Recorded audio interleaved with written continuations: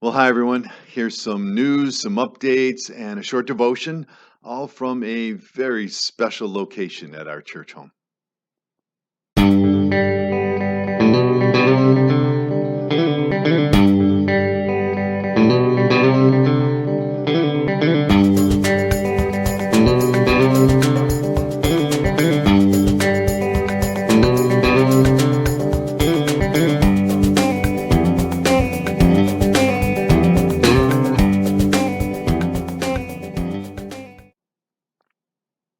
Well, this past Sunday at church, we celebrated Reformation Sunday. It was a great time being able to come together. Both worship services come together.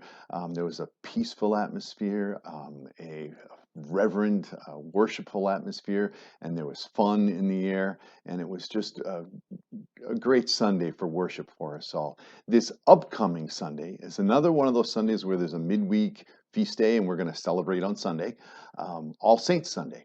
And we will be having a time of remembrance in the middle of the worship service with the tolling of a bell for anyone who has had a loved one, a saint that has died in this past year. So if you'd like to get any of the names into us with date of birth, date of death, we'll make sure to include that in our worship service. So you can send that to Diane at the office email address this week.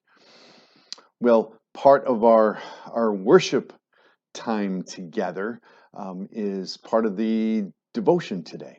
So there's a great line in Hebrews chapter 10. The author of Hebrews has been encouraging people about not going on their own in this walk of faith, about coming together. And in Hebrews chapter 10, the author says, "Let us consider how to provoke one another to love and good works." That's a really interesting word there, that provoke. Some translations might have stir one another up to provoke is how the word is actually translated in other instances.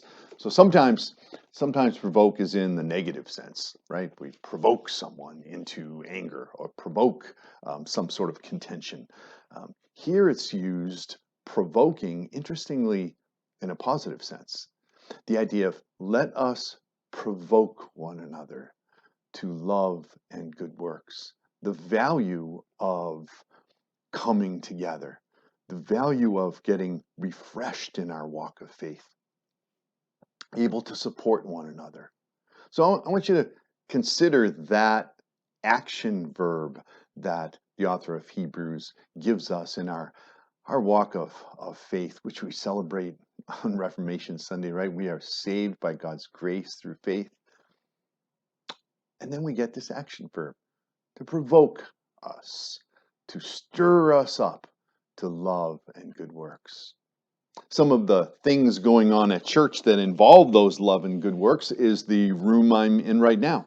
We have the return of the nursery. It's just a wonderful focus of Carrie's whole ministry of family life care. This is one element of us making sure to say to families, you matter, you're important, that all the things that go on in your life we're addressing in our worship time together.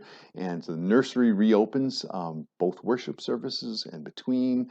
Now, I I love having kids in worship. I just love it. Just know that it never bothers me at all if a child is crying or you get up and move around. It doesn't bother me at all. It probably bothers parents more than the people around them.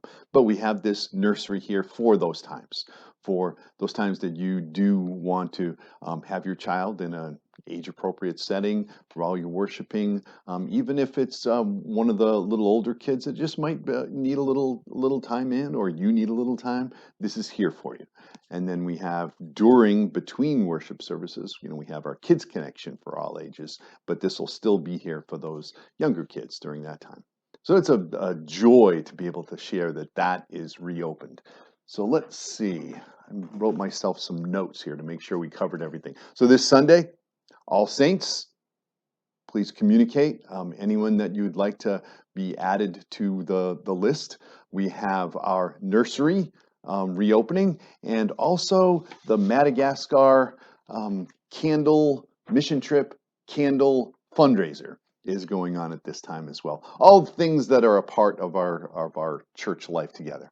So I encourage you to consider ways that you can provoke one another to love and good works. God's peace.